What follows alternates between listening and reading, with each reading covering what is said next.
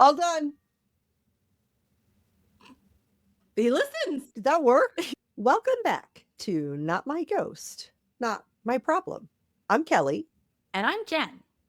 And today, we are talking about people who vanish in the wilderness and leave behind stories that do not sit right.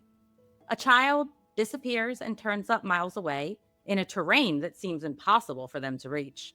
A seasoned outdoorsman is there 1 minute and gone the next. Search dogs lose the trail, weather moves in. Bodies, when they are found at all, sometimes turn up in places that feel wrong or in ways that feel harder to explain than it should. And over time, all of those stories were pulled together into one name, Missing 411. Depending on who you ask, it's either a genuinely unsettling pattern hidden inside real missing person cases, or a very effective way of turning tragedy, coincidence, and incomplete information into something that feels paranormal.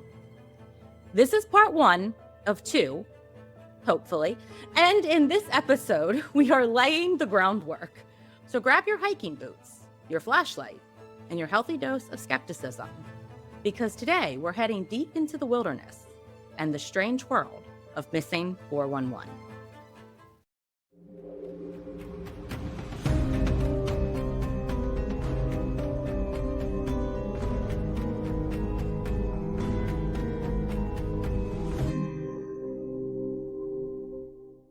Before we get into today's episode, we need to talk about something real.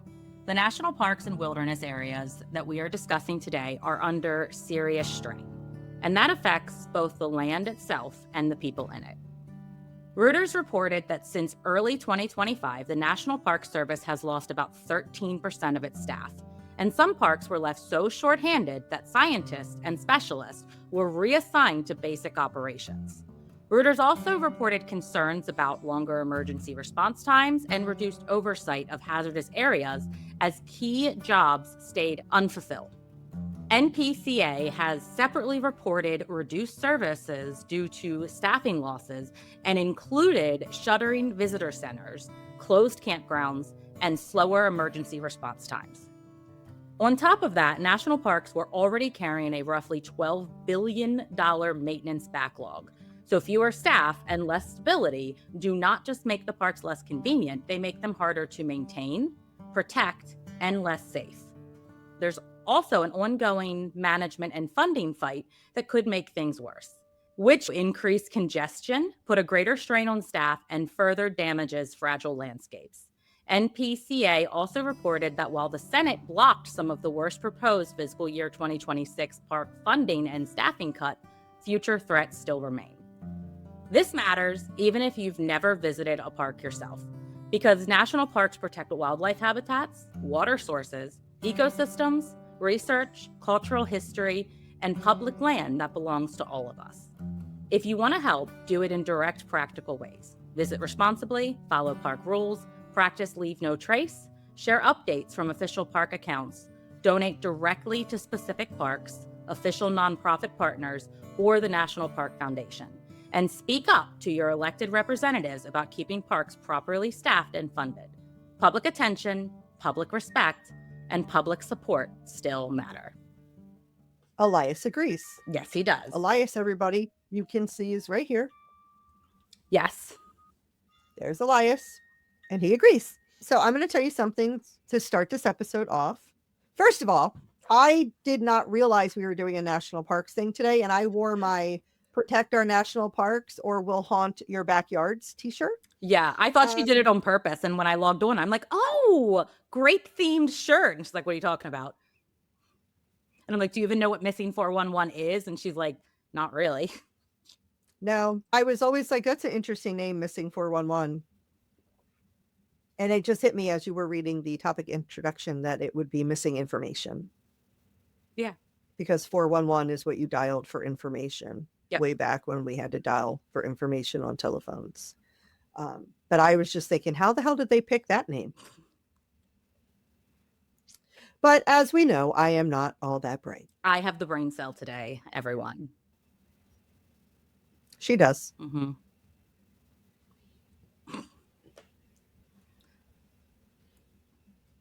We're both speechless, apparently. It doesn't happen often. Doesn't. No. Mm-mm. I got a lot going on, Yeah. starting a new job, training, but not training, Yeah. starting full time without being fully trained. Yeah. It's fine. That happens. I'm tired and I'm here and I know it's going to be a long one. So let's get into it. So let's get into it because you all know my multi-parters. I went through about Tells me 2 parts. Yeah. Mm-mm. I Don't went believe her. through about just the very, very first beginning part of this episode. And I picked up my phone and text Kelly and was like, yeah, this is going to be 2 parts. But I have not written part 2 yet. So my goal is 2. So this script that you have right now is just for part 1. Yes. Now I'm going to scroll and see what we're dealing with. Don't do it because you're going to judge me. Do it. Don't do it, Kelly. Jesus Christ. All right, it's not as bad as I Okay. thought. Whew, thank you. Because I was looking at it and was It's not as kind of long. It's long, but it's not as bad as I was thinking it would be. By the way, welcome to our scripted unscripted banter, Yes. where we shame Jen for for over research. I love your thoroughly researched episodes like this. Thank you. I go down rabbit holes where I find something, I read a fact, and then I'm like, oh, I need to know more. Let me look up every single thing that could either prove or disprove or support or not support this particular piece of information. And that takes me an hour. And then I do it all again with the next fact that I find. So, yeah. Sorry, not sorry. Yeah. I like 2-parters. Yeah. Especially or when they're 3-parters. Especially when they're good episodes, good topics. I will say this, I think, was easier on you because when you did a 3-parter on the Warrens, like I got text messages every day. Oh, yeah. That was like how like, fuck annoyed this I nonsense. was. Yeah. Yeah. I didn't get them with these. This is a little more straightforward. There's just a lot to include, and we'll get into it in a minute. And you'll see, like, I had to outline all the patterns, and I wanted to make sure that I provided enough information to explain why people say this is a pattern, but then also come at it from the skeptical viewpoints with data of like why maybe it's not as much of a pattern as people think it is. So, okay. We'll get into that. And then next week will be all about the paranormal theories. And I think I should be able to keep that into one based on what I know. It just depends if I find something new while researching. So we cannot speak to unseen rabbit holes. We cannot. That is for sure. But I have a question for you. Okay. And I think I know the answer, but we'll see. Do you think that you would make smart choices if you were lost in the wilderness? Or do you think you would fully panic and become a cautionary tale? I'm going to panic first. Mm-hmm. Because I don't know how to survive in the wilderness. So I would be like, I have no like knowledge to even draw from. Mm-hmm. So I'm going to have a brief moment, a day or two of crying and panic. Then I'm going to figure it the fuck out. Yeah. Because I'm a mom and I have ADHD and I'm just going to be like, well, this is the situation we're dealing with. We're going to figure it the fuck out and I'm going to get it done. I feel like that's my exact answer too, except I'm not a mom, but that's exactly what I thought for you. Now, whether or not either of us would actually be able to figure it out, that's to be seen, but we would try really hard. I have figured out many things that I had no way of actually knowing how to figure out. Yeah. So as my therapist says, it's my ADHD superpower. So I will lean on those skills. Absolutely. Because I have no others. That's the thing that people always say about people with ADHD is that we could melt down over the smallest minor inconvenience on any given day, but put us in a stressful situation and suddenly it's like, bam, let's go. Let's figure it out. Here, like every instinct kicks in, and I think that's just where we really shine. So I'd like to think that we would do well. I agree. Now, Yeah. where I think either of us might struggle is Elias agrees. if there was another person there that was trying to take the lead, because we are both very similar in that we would rather let someone else do it and then we could like panic and all of that. But unless if that person wasn't skilled but thought they were or pretended to be, then I could see us being fucked. Now, yeah, that definitely. But if I was with somebody that was skilled, I would defer to their Absolutely. to their knowledge. Yeah. For sure. Yeah. Okay, so I have a couple of short facts today just about wilderness facts. So the first one is that Mammoth Cave is the longest known cave system in the world, with more than 426 miles mapped out so far. And scientists have not mapped it all. The cave system keeps expanding as new passages are discovered, which makes a good reminder of how much space can exist underground completely out of sight. That's always wild to me. Yes, it is. And remember that because we'll go for next week when we start talking about some of the theories. Okay. Because we go to Iowa and there's all these like caverns in Iowa, and it's so funny because you'll like drive up and it's just this little farmhouse, and you'll go in and they're like, okay, come on down to the basement, and we go down the basement stairs into this, and then it just opens up and you're like, whoever would have thought all of this was under here. Yeah. TARDIS technology, bigger on the inside. TARDIS. Yeah, that's the explanation. Okay, my next fact is, and this could kind of play into our question, my question from earlier. Without visual landmarks, humans tend to walk in circles, even when they think they're moving straight. Experimental research found that people often curve ever so slightly when they lose the sun, moon, or terrain cues. In other words, if you take away the usual reference points, your brain is much worse at navigation than most people realize.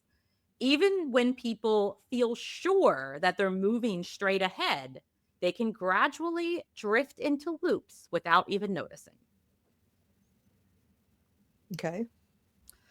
Which is kind of terrifying, because I feel like when I first read that, I'm like, that's fucking easy. Like you walk in a straight line. How hard could that be? But apparently it can be hard. It's hard to walk in a straight line through a thick forest. That's true. That's true. You're avoiding You're constantly things. Yeah. That is fair. And eventually it would just curve all the way. Wow. I feel like my instinct would be to stay close to where I was last seen. I don't know though, because like it just depends. Staying put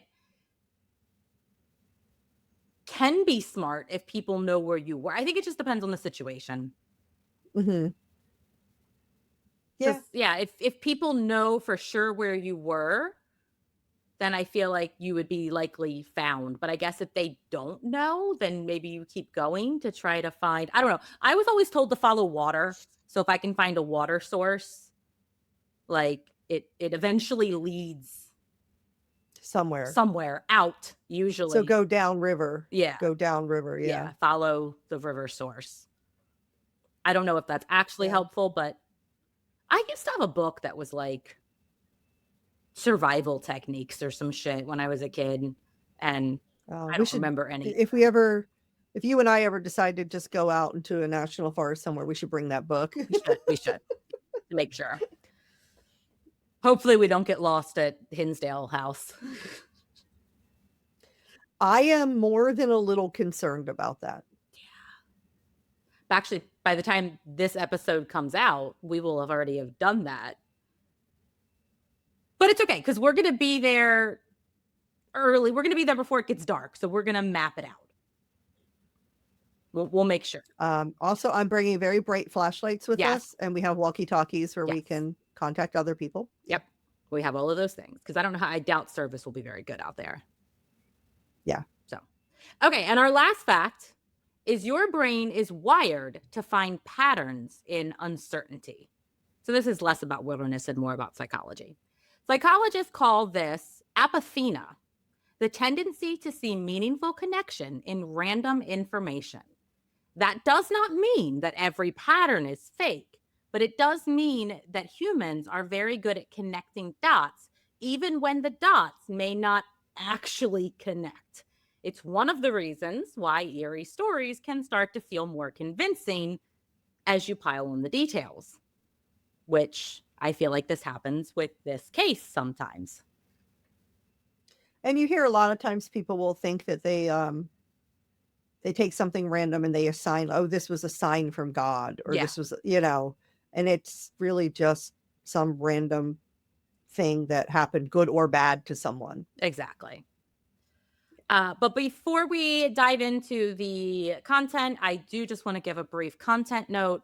This episode does discuss missing persons, including cases involving children, as well as death and wilderness survival. We don't get into any graphic details. We will a little bit more next week because I'm going to dive into some of the case examples as well with the theories. But this week, we don't really get into anything graphic. Next week is TBD. I don't know yet. Okay. So what exactly is the missing 411? It is the name given by David Paulides. And he basically figured out this series, that there was a series of missing person cases that he says involves unusual circumstances, especially in wilderness areas and national parks. It is not an official government or law enforcement category. It is Paulides' own label for the cases he has collected through his books, documentaries, and Can-Am Missing Project. He presents Missing 411 as a research effort focused on disappearances that he believes share notable similarities or patterns. According to Paulides, these cases are not only tragic, but are also interconnected incidences. The repeated similarities suggest that there could be something connecting them beyond coincidence. So why the fuck should we trust this guy, and who the fuck is he? Well, he was Good question. Yeah, that was my thought. Like, okay, who the fuck is this guy? So he was a former police officer who later became an author and investigator. According to his own project materials, which,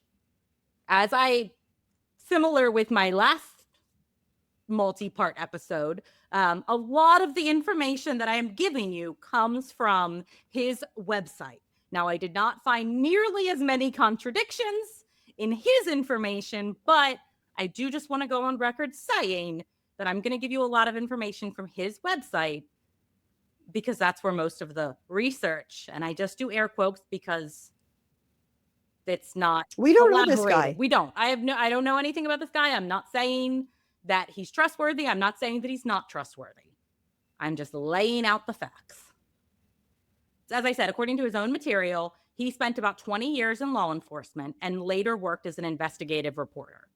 He's also the director of the Can-Am Missing Project, which is the organization behind Missing 411.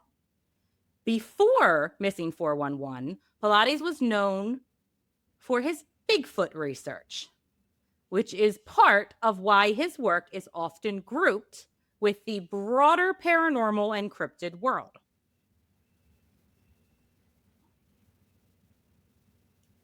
Jen, Ed, and I will discuss this eventually on our Bigfoot episode. No, I'm sorry. I need to find a fourth. I need to find another believer because I can't argue against two people. I need someone else on my side. So if you are qualified to discuss Bigfoot in any meaningful way, please send us. Well, you should reach out to David from Dixie. Paulides. Oh, I don't know why. I just saw that comment earlier about how he commented on our YouTube video from Dixie. So that was my brain. No, you should reach out to this dude. I have to. It's worth a shot. It is, but I have to learn more about him before I invite him on the podcast. And I feel like if we invited him on the podcast, we would want to talk about, well, I don't know. He did do Bigfoot research. It could work. Maybe. Yeah. We'll see. Blah, blah, blah. Okay. So on paper, he does have an investigative background. But it is also important to remember, as I said before, Missing 411, not an official law enforcement project, not a government study. There's not academic research effort into it. It is a privately created body of work built around the cases Paulides chose to include and the way he frames them. So how did this go from one guy collecting cases to a huge paranormal rabbit hole? A big part of it was the format. Missing 411 did not stay limited to just books. It grew through several books, documentaries, interviews, public appearances, and later YouTube videos, which makes the topic very accessible and feels like kind of just more people learned about it. The first Missing 411 documentary was released in 2016, and then Missing 411, The Hunted, followed in 2019. Now, I did watch both of these documentaries, and the one in 2016, I want to say, was the first one in 2016. I want to say that was the one that focused mostly on child cases. So I do just want to warn you that if you watch that, it is somewhat emotional because parents are talking about, their missing children. And I believe most of them that they talked about were still missing or never found. So very tragic.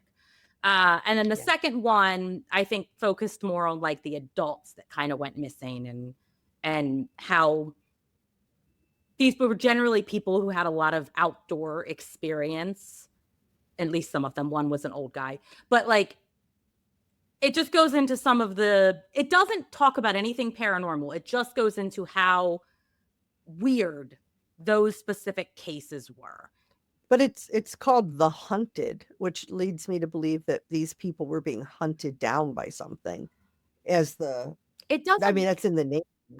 So it frames it more, I'm taking that they got the hunted more from that these were like grown men who were like hunters or out on fishing trips or things like that. Okay. Because again, it didn't really go into anything paranormal. It just kind of outlined why these were all kind of unusual cases. All right. And like I said, I will highlight some of the biggest cases, some of the most well-known ones that are the weirdest next week. This helped push the topic far beyond just readers that were already into missing person cases or the Bigfoot forums, where Paulides was on for a while. And it kind of pushed everything into a larger true crime, paranormal, conspiracy theory type audience. It also caught on because the concept is extremely effective.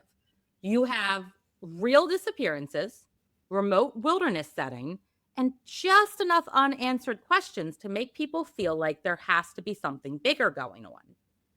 And once that kind of story gets into documentaries, podcasts, online forums, and YouTube, it spreads fast.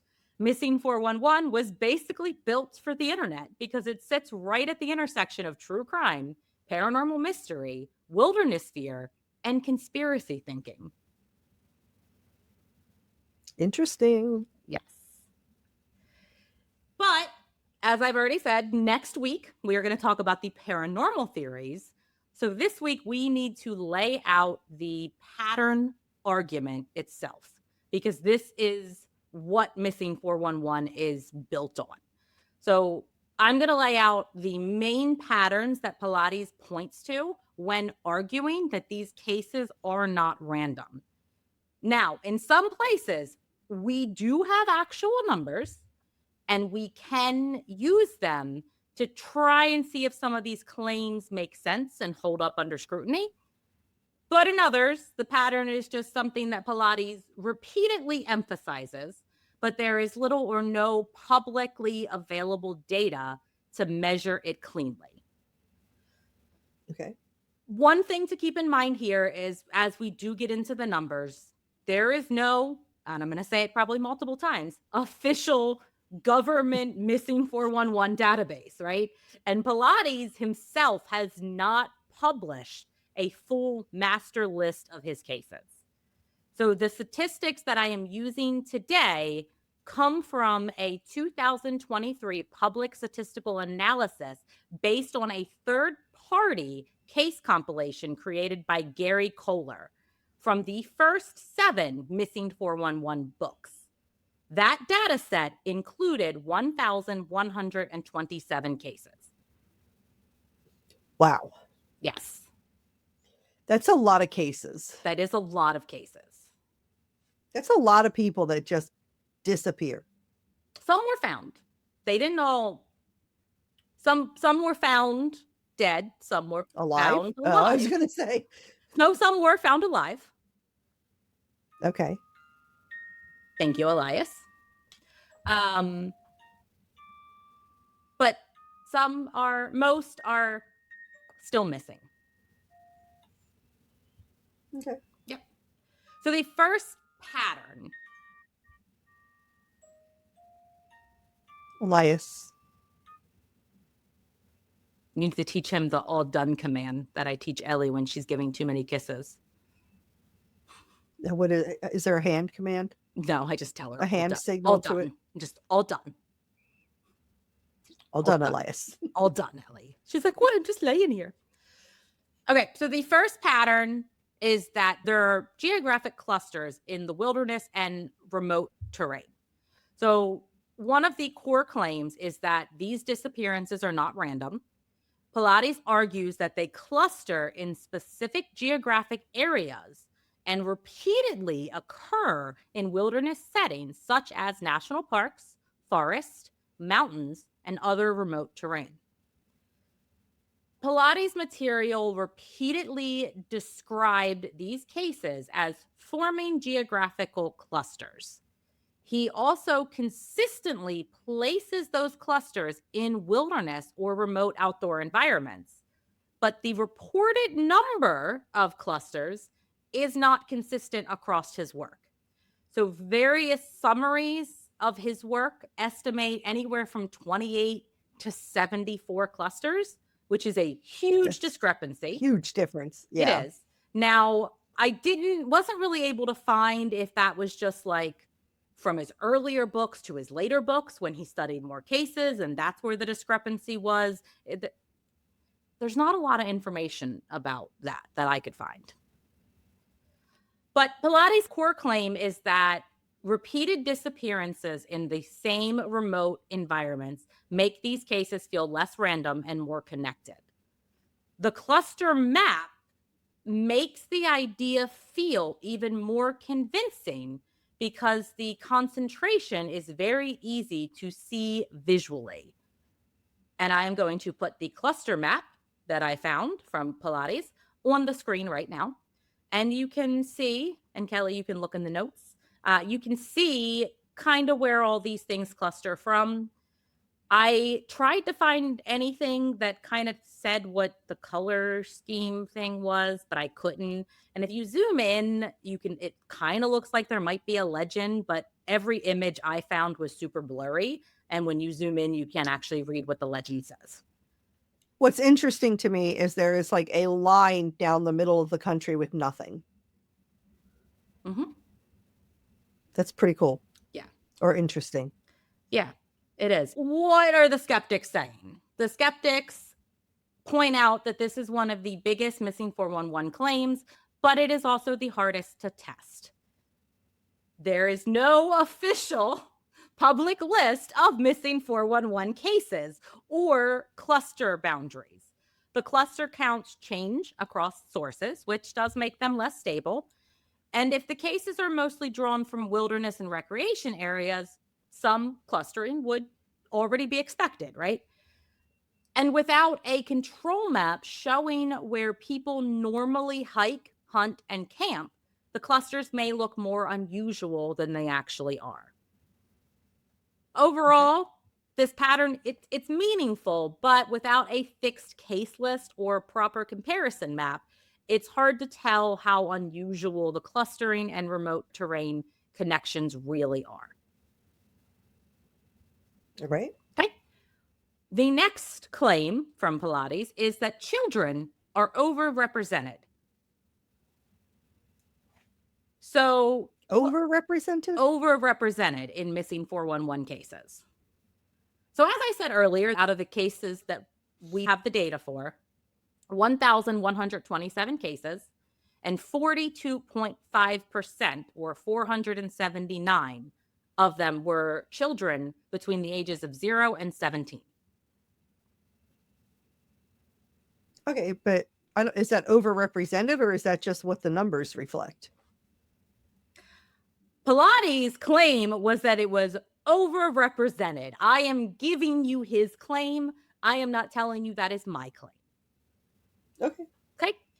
So Paulides treats children as a key part of the pattern because some of the cases involved very young kids disappearing quickly, being found far from where they were last seen, or turning up in terrain that seems difficult for a child to reach. In his framing, those details make the cases feel harder to explain through ordinary wandering or exposure alone. Now, I did find a 2022 U.S. Forest Service visitor usage report that said children under 16 accounted for about 16% of visits to national forest. So at first glance, this does make the 42% of children in the missing 411 cases seem more notable, but I also want to note that this was 0 to 16 and the missing cases were 0 to 17 that group children in. I could not find any specific list that could break down the ages further. Okay. So, yeah, just take with that what you will. That was one of my rabbit holes where I tried really, really hard to find information that either supported or went against this claim, but it was very hard to find. Now, skeptics point out that this whole thing sounds very dramatic, but some of the comparison data does weaken the claim that children are unusually central in a meaningful way. The public analysis groups all minors into a single 0 to 17 category. So because it does not break children into smaller age groups, we have no way of telling whether this pattern is being driven mostly by very young children who are already more likely to wander off and become lost, or if it's older kids, right? There's a very big difference between a 2-year-old and a 16-year-old when it comes to getting lost. I'm sorry, I just got distracted. This is a compliment break, everybody. Jen, your hair looks really good today. Oh, thank you. Yeah. Thanks. Search and rescue research also treats younger children as distinct lost person category because they are more likely to hide, keep moving, or separate from adults in unpredictable ways, which can make them harder to find if they go missing. Now, in U.S. missing persons data, children do make up very large share of reports. The OJJDP says that about 65.5% of all missing person reports entered into the NCIC in 2024 were children. So that kind of makes the 42.5% missing 411 child share look relatively low in comparison. Yeah. Overall, the evidence is mixed enough that it's hard to say with confidence whether children are truly overrepresented or whether these cases simply stand out more because they are so emotionally powerful and memorable. Yeah. It's a lot of kids, man. It is a lot of kids. Our next pattern is about adult males, especially experienced or outdoor-oriented men. Paulides repeatedly highlights that adult men, especially those described as physically capable, experienced, outdoorsy, or familiar with the area, are part of the missing cases list. Now, I do just want to put a small disclaimer because I did look. This is one of my rabbit holes, but I could not find any information. The analysis does not include separate categories for trans or non-binary people. And I was just going to ask that. Yep. Great minds think alike, Kelly, because I'm like, wow, Mhm. what does this mean? But I could not confirm whether the entries and the statistic represents birth sex, legal sex, sex recorded at time of disappearance, or gender identity. Okay. So no confirmation, wanted to include that. So again, out of a total of 1,127 cases, 853 of them were men, which is 75.7%. And that's not overrepresented. So Paulides treats this as meaningful because adult men, especially ones that claim to be experienced outdoorsmen, are often framed as the least likely to vanish without explanation in remote environments. In many of these cases, the missing person is presented as physically capable, outdoors oriented, experienced, or familiar with the area. In his framing, these are not the people that you would expect to get lost easily, right? If you have this guy that's been going on this fishing or hunting trip in this same location for the last 20 years with his family and his dad and son and brother and second cousin, I don't know who goes on these guys' trips. You would not imagine that someone who is that familiar with the area could easily go missing, right? Right. But it feels a little like, isn't it crazy that all of these very capable men went, like, because it feels a little, men are the capable ones. And that's Agree. why this is so, because like half of those men probably died trying to fight a bear because they're mad at the bear that women would choose it over him. I'm just Probably. saying. Very true. Or And they they were feel too like cocky to ask for help, so they got lost. right. And I feel like women have a different skill set they can bring to a survival situation I agree. And again, that they're discounting. I want I to know it's not your outline. list. Yes, I just want to remind everyone. I know it's not you. This is It's not him, my but claim. I'm right. just giving you the information.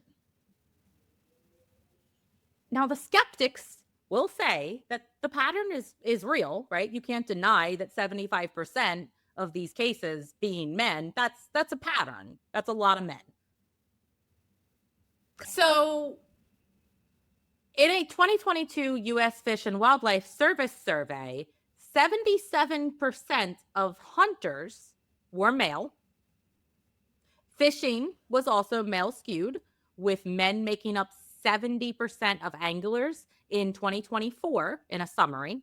And in a 2004 New Hampshire wilderness search and rescue study, the authors said that the most frequent search and rescue subjects were men ages 20 to 25, who may be likely to engage in risk-taking behavior, and men ages 50 to 60, who may be likely to overestimate their physical capabilities. What are we doing from like 26 to 49 in there? I guess that's when men are okay. Okay, they're the ones that make it out alive. Yeah. General U.S. missing person data also skews male. In the FBI's 2024 NCIC year-end active missing person records, the total shows... That was a mouthful. That was a mouthful. The total shows that about 56% are male, with only 44% being female. So overall, this is a meaningful pattern that is worth noting, but it is not strong enough on its own to show that missing 411 cases are fundamentally different than any other wilderness disappearances, right? The statistics point out more men are going to be in these areas. More men tend to go missing. You have certain ages that are more likely to engage in risky behavior, which could result them in getting lost. And then you have some ages that are more likely to be like, I can do this, and they can't. So it's notable, but interesting. Right. Okay, so our fourth pattern is that a lot of these cases are result in someone that went missing very suddenly. So Pilates repeatedly highlights cases where the person is there one moment and gone the next, which isn't that technically how there's always a moment when you're there and you're not. So I don't really get this one as much, but Pilates material repeatedly describes people disappearing suddenly, often while in the presence of other people. So this is one of the most repeated profile points, but I could not confirm a single published statistic from the Kohler data set that measures how often the disappearances were specifically sudden. I'm pulling out my air quotes again, everyone. I feel like I'm back in the Warrens. Demonologist. Demons. It was demons. End of episode. Done. If only Ed Maybe were that's still what's going on alive. here. Demons. Demons. If only Ed was still alive, then he could solve this. Elias agrees. Yeah. All done. He listens. Did that work? He's like a well-trained dog. Okay. So because there is no official public master list, as I've said, with any type of standardized variables, this pattern is better documented qualitatively rather than quantitatively. So Good job. Thank you. I would have said each of those words 7 times before I said it correctly. I mean, I'm just saying, like, friend to friend, I'm honestly impressed here. I got the brain cell today, Kelly. What can I say? You did. You absolutely did. I'm on fire. Not literally. That's so weird. What? I just got a alert on my computer that said fire weather watch started. And you said I'm on fire. Maybe you are. Just all kinds of coincidences today, Kelly. Maybe that's why you're always so hot when we're recording, because you always have the brain cell. Apparently. Hey, not always, Kelly. Sometimes it leaves me. Yeah, sometimes. So Pilates says that the suddenness matters because it makes the disappearances feel less like ordinary cases of someone just wandering off. In his framing, these are cases where the gap between last seen and gone feels unnervingly short. That makes the disappearances feel more abrupt, more improbable, and harder to explain through normal outdoor missteps alone. And this I get. Again, I couldn't find a list of how many cases were sudden, but like if you are talking to someone on a path and then suddenly turn around and they're not there and they're gone, like they can't hear you, they're out of earshot, that's weird. That's weird. That's weird, right? At least adults. Children, they could be hiding, they could have wandered off, they could be not listening. I taught 3rd grade. I would have never wanted to take my 3rd grade class out to the woods. I had struggle keeping them all contained at the fucking zoo. I could not imagine keeping them contained in a wooded location. I lost Joshua at the Baltimore Zoo one time. Mm-mm. Yeah, I found him rather quickly. That's good. Thankfully, I did panic for a moment. Yeah, that's fair. I never lost. I was going to knock on wood, but I'm not a teacher anymore, so it doesn't matter. I never lost a kid on a field trip. It would be really weird if you did now. It would be.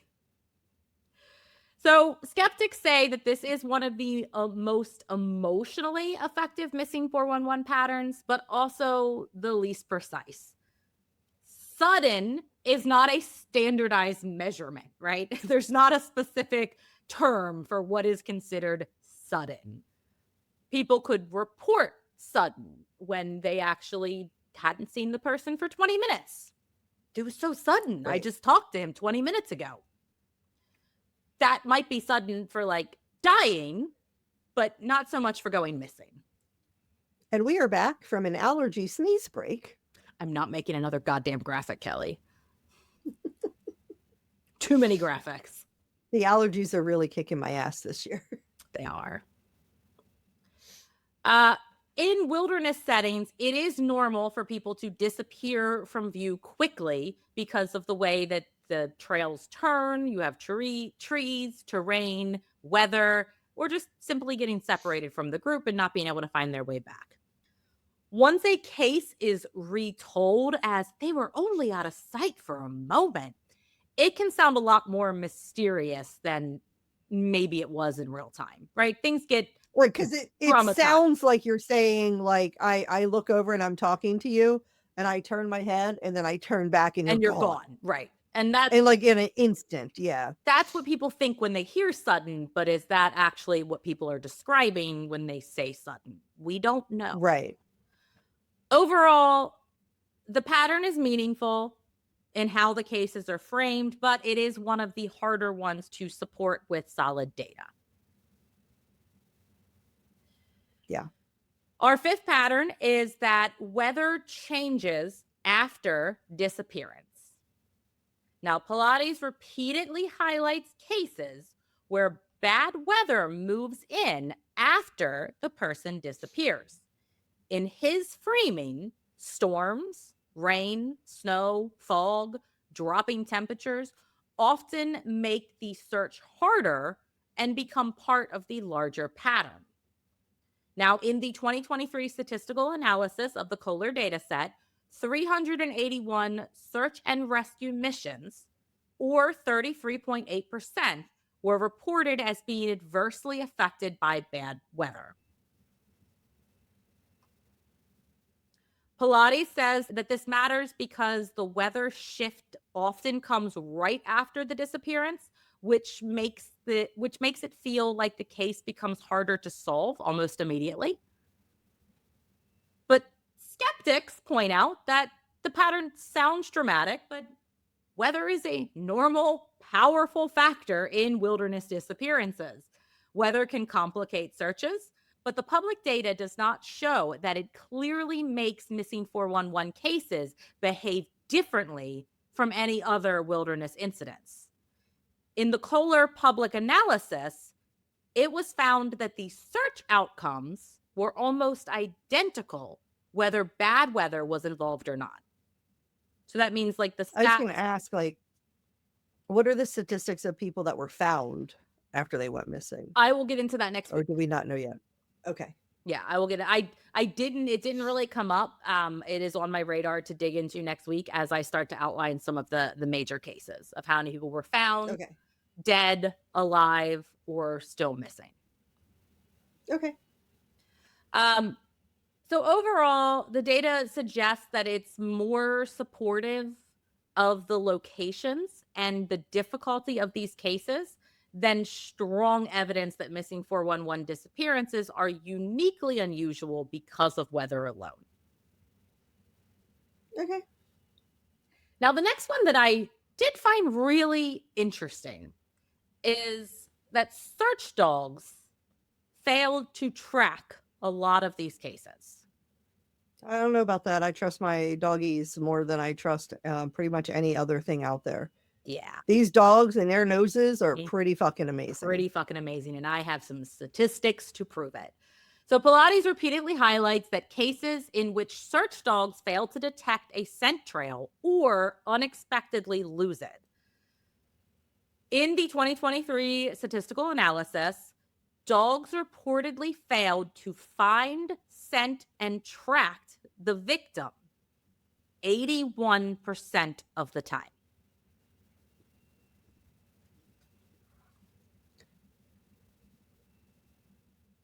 Say that again. In the 2023 statistical analysis, dogs reportedly failed to find, scent, and track the victim in 81% of cases. That's almost unbelievable to me. I mean, that is the statistic, but it feels like there's no way that can be true. But my feelings don't override statistics either. I have something that's probably going to make you feel like that's not that can't be true as well.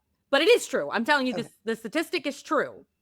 But why? I have more data as to why this is very unusual. So, Okay. search dogs are often considered one of the most effective tools in a missing person case. Search and rescue dogs have a high operational success rate, generally estimated between 75% and 95% in wilderness and disaster scenarios. They significantly outperform human-only search teams, with specific studies indicating a 76.4% success rate in controlled trials and up to a 91% success rate in specialized scenarios. In that framing, What in the world would make these just, you have dogs that have this accuracy. What in the world would make it somehow not play out in these situations? that is why this is, I think, one of the most notable patterns. 81% of cases, these dogs either couldn't find a scent or lost the scent. That is insane. I know that they can lose a scent, but then not be able to pick it back up. that's weird. Yeah. I don't know. Something seems off about that one. Mm-hmm. Anyway, tell me what the skeptics say. So the skeptics say that this pattern sounds dramatic, but dog tracking failures can happen for very ordinary reasons. Search dog performance is heavily affected by wind, humidity, weather, terrain, water, time delay, and contamination of the search area. A 2022 study also found that terrain and vegetation affect search and rescue dog effectiveness, with steeper slopes and thick vegetation reducing performance and slowing searches. So even though 81% is a striking number, a failed track is not automatically evidence that something unusual happened. And I'm sorry, I'm calling bullshit. That is too big of a fucking number. I just don't, it just doesn't make sense to me. But we're not comparing apples to oranges here. We're comparing apples to apples, right? Search dogs in wilderness settings are 75% effective on average. Right. And in the 411 cases, they're 81% ineffective.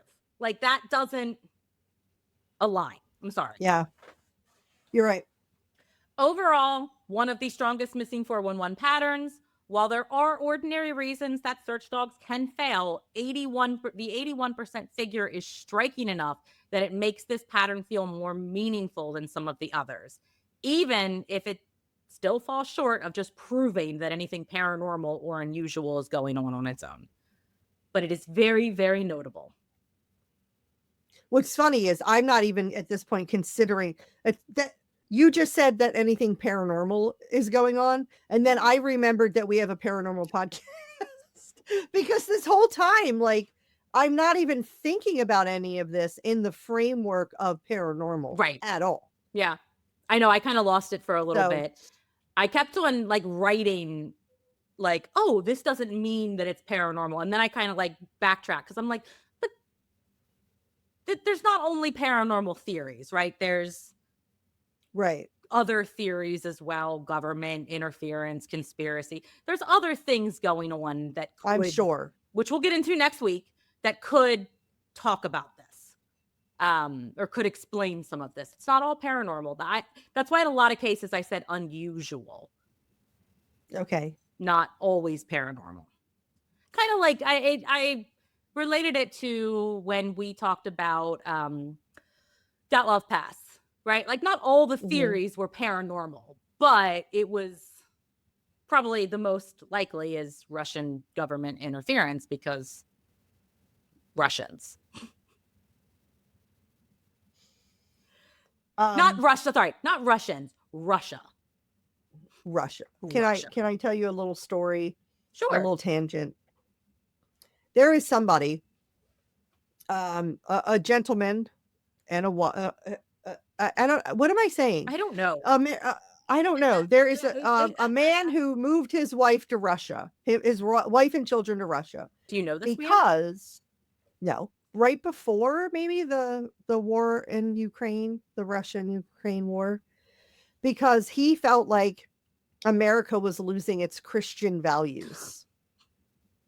Sorry. So he moved his family to Russia. And then he wanted to prove and earn the respect of his fellow Russians. So after the war started, he enlisted. And he enlisted as something that would not be front lines. Okay. Right? And they were like, no, you won't be on the front lines. You're going to do this job, whatever. And then as soon as he joined, they immediately put him on the front lines and he went missing. What was that?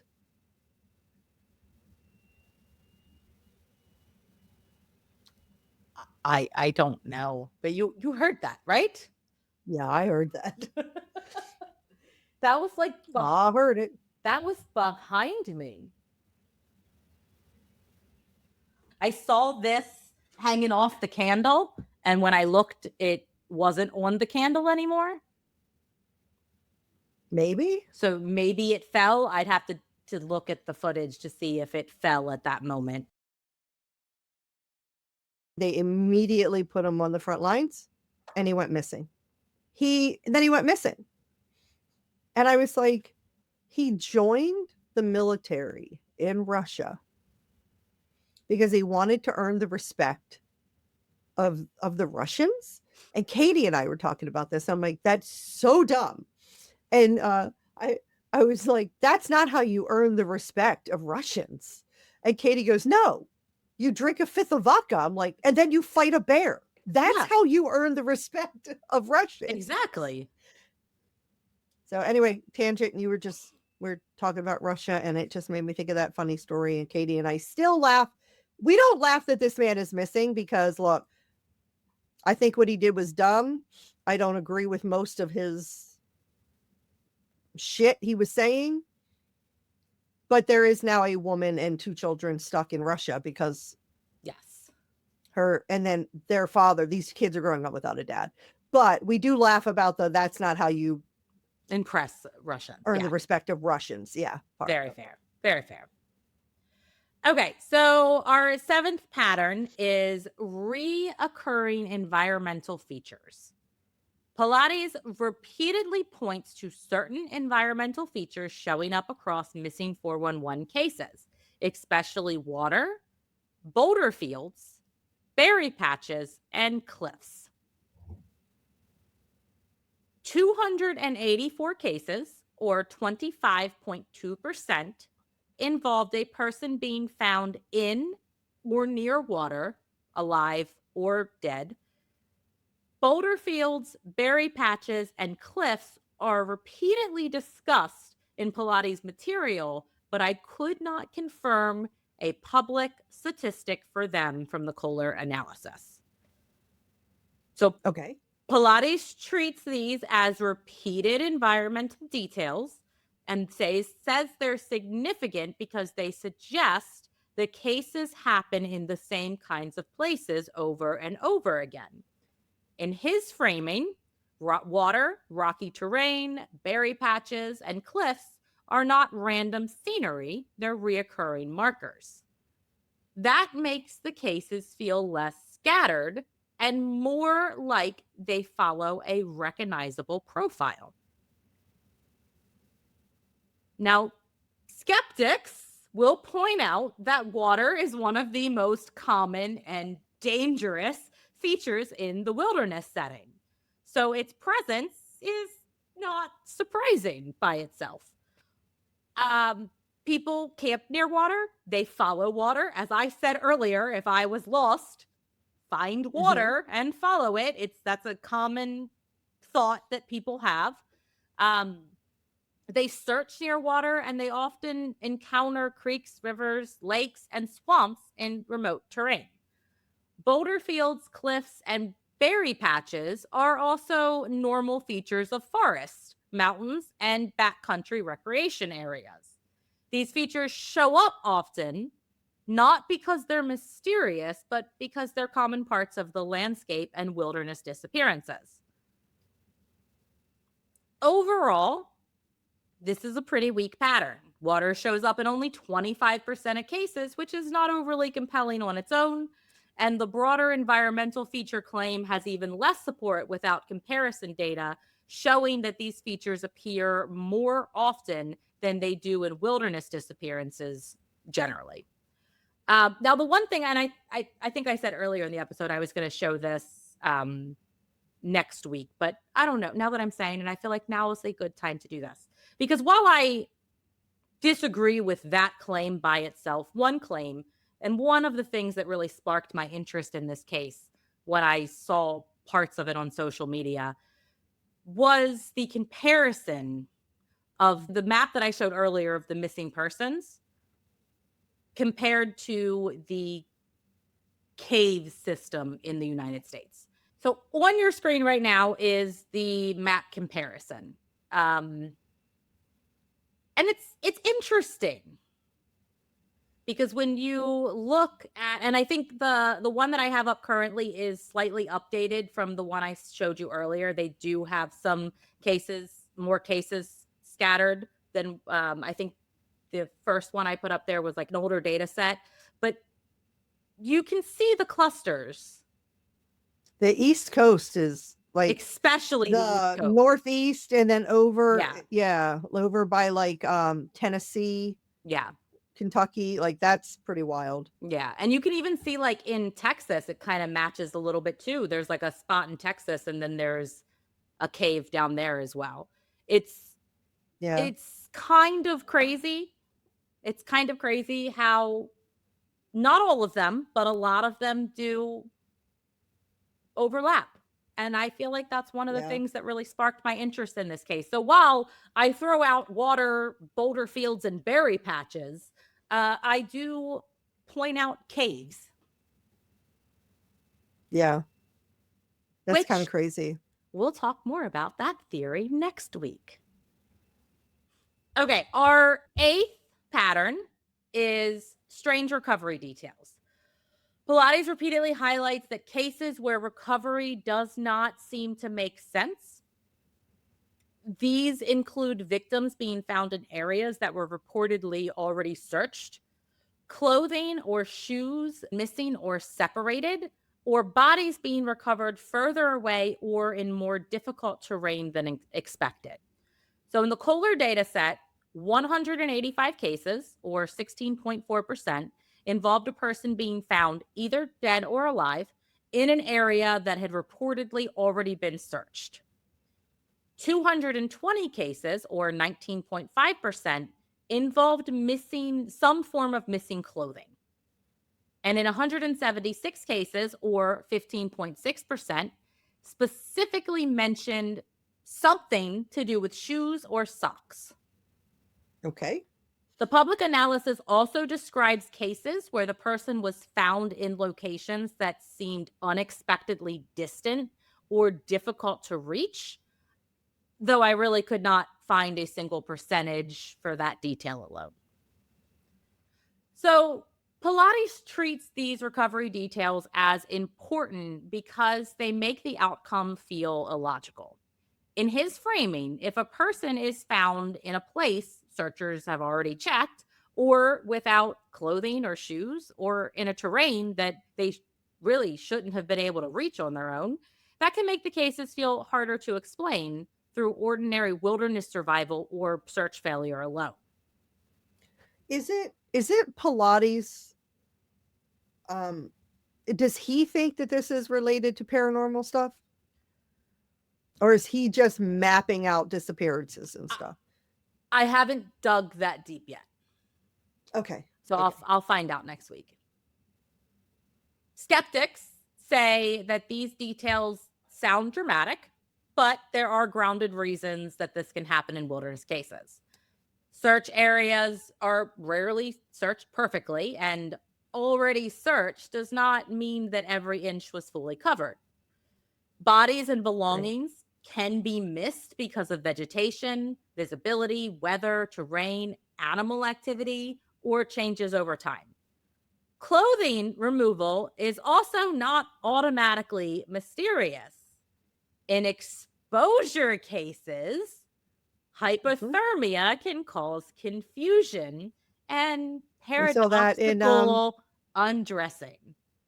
we saw that in Datlov's Path. Exactly. Which can make recovery scenes look irrational in hindsight. So for those of you who have not listened to Datlov's Path, go back and listen to it because it was a great 2-part series. It was a great 2-part episode. Fantastic.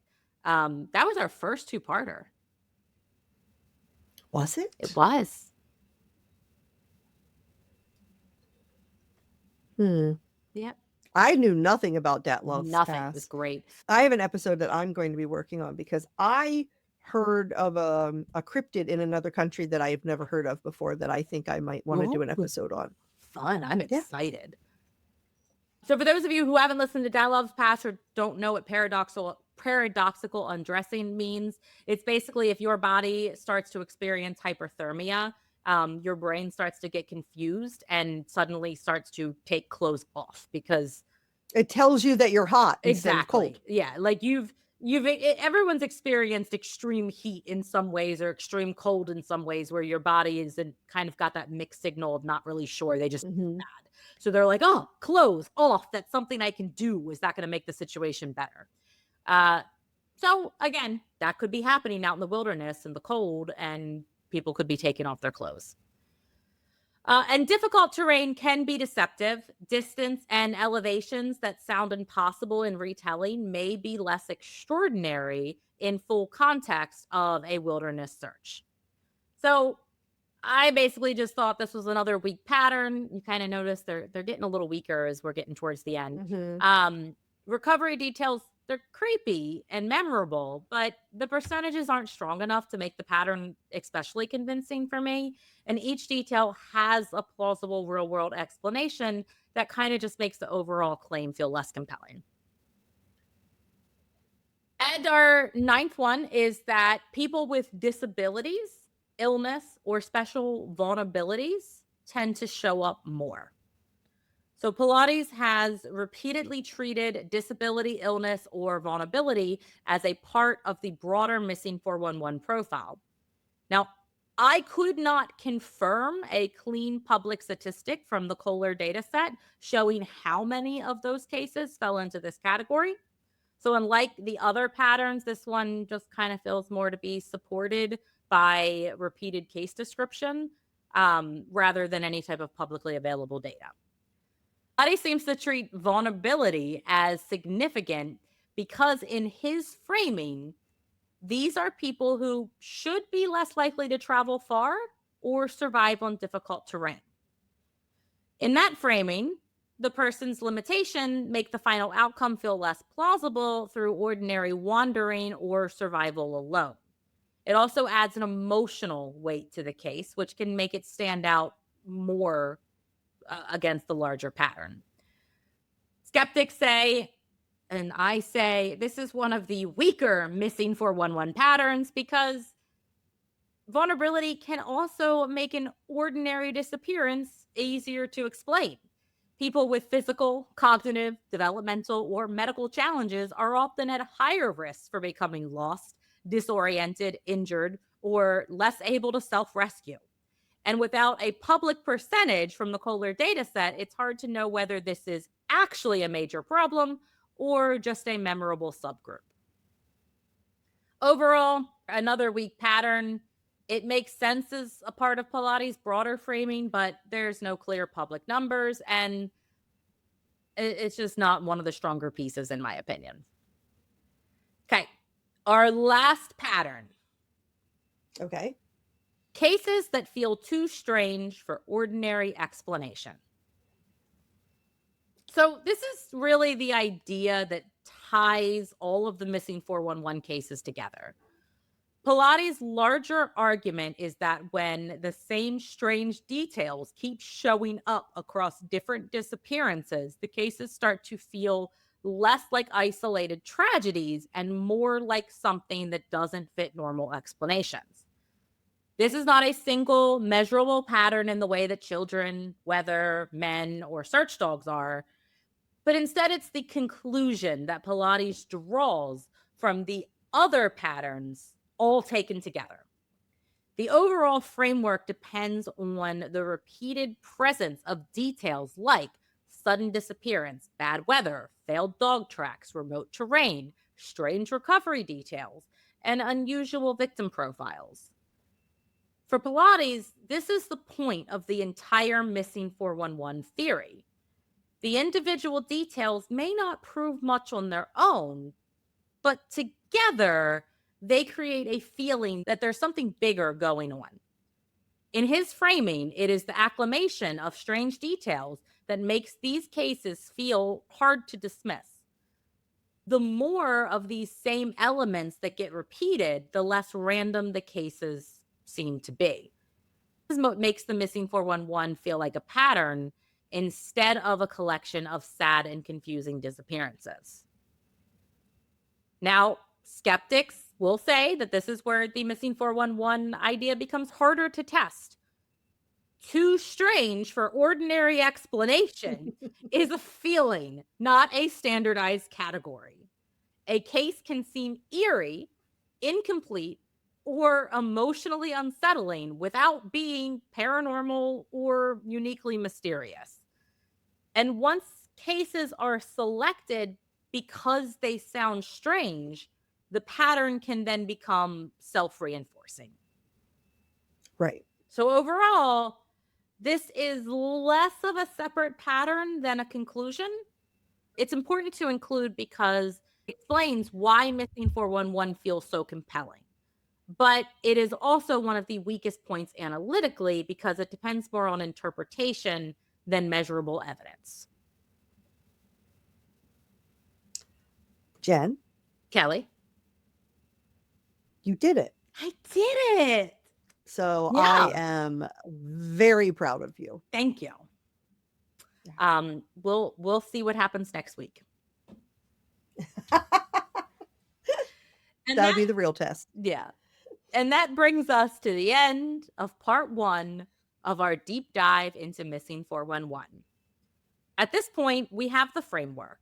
And honestly, after laying all of that out, the picture is mixed. Some of the patterns do feel notable. Others feel much weaker once you actually stop and ask whether the data really supports them. So if part 1 proves anything, it is not that missing 411 is definitely unusual, nor that the whole thing falls apart the second you actually look at it. It mixes a few of the patterns that seem genuinely worth paying attention to with others that may feel more convincing under retelling rather than scrutiny. And that is exactly where we are picking up part 2. Now that we have laid out the groundwork, we are going to look at a handful of the most notable missing 411 cases, get into the theories people attach to them, from paranormal explanation to government interference and cover up. And then we're going to step back and ask the bigger question. What, if anything, do these patterns and cases actually point to? Bigfoot? Portals? Aliens? People being pulled into a vast underground tunnel system connected to cave networks? Or something much less supernatural, like coincidence, selection bias, and the human need to make meaning out of stories that don't have clean endings. So join us next week as we move from the patterns to the stories themselves and start pulling apart whether missing 411 is pointing to something truly unexplained or just turning real disappearances into a mystery people desperately want to solve. And before we go, I want to give one quick reminder Because this episode touches on national parks, wilderness safety, and how quickly things can go wrong in remote places, it is worth saying that these spaces are under real strain right now. If you want to help protect them, support parks directly, visit responsibly, and stay informed about what they need. If you loved hanging out with us today, consider leaving us a rating or review. And go follow us on Instagram and TikTok at Not My Ghost Podcast for even more spooky chaos. Want bonus episodes and extra spooky perks? Join our ghosty community at patreon.com/notmyghost, And if you have a creepy encounter that you want to, I don't know, maybe have read on a Paranormal Postcards episode and listen to Joel react to it, please email us at Not My Ghost Podcast because you'll probably hear it featured on a future episode. You probably will. Yeah. And if you want to actually see us reacting to all of the spooky nonsense and not just hear Joel react to the story you're about to send in right after this, you can watch him react to your story. Please follow us on YouTube, go subscribe, drop us a comment so we know that we're not just out here screaming into the void. And I just want to say that a lot of you have been commenting recently on our YouTube videos. And thank you. Thank you. From the bottom of our cold, cold, dead hearts. It means so much. It does. Whenever I get a notification that someone commented, I don't even care what the comment was. I light up. It brings me so much joy. And I try to respond to every single one of them. So please just go comment and we'll like it and respond. Yep. Thanks for joining us on this unsettling deep dive through the strange patterns behind Missing 411. As you wander through the wilderness of unanswered questions, keep this in mind. If it's not your ghost, it's not your problem. Until next time, stay spooky and stay skeptical.